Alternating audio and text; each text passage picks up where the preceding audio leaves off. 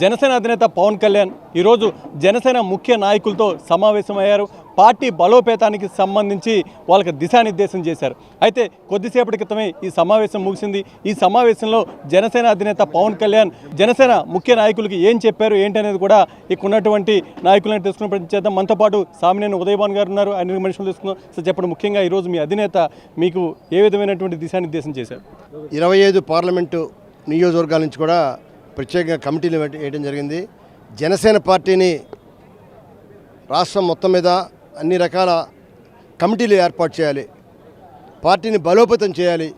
దాని గురించి రాష్ట్ర అధ్యక్షుడు, రాష్ట్ర ఉప ముఖ్యమంత్రి వర్యులు కొణిదెల పవన్ కళ్యాణ్ గారు రాష్ట్రంలోని ముఖ్యమైన పార్టీ ఆవిర్భావం నుండి పనిచేసేవారు, అలానే పార్టీ కోసం అనేక రకాలుగా సేవలు అందించేవాళ్ళు, వాళ్ళందరూ ప్రత్యేకంగా గుర్తించి ఆయన ఒక రికార్డు మెయింటైన్ చేస్తూ ఈ సమావేశానికి వారందరినీ కూడా పిలవడం జరిగింది.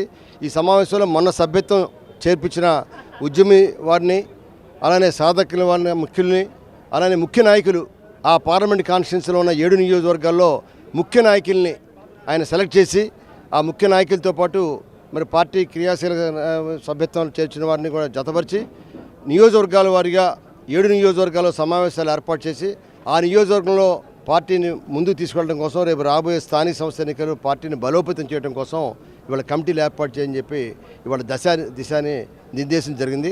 తప్పకుండా మరి వారి ఆధ్వర్యంలో వారంలోపు ఈ కార్యక్రమాలన్నీ కూడా పూర్తి చేసి వారికి నివేదికను సమర్పిస్తాం.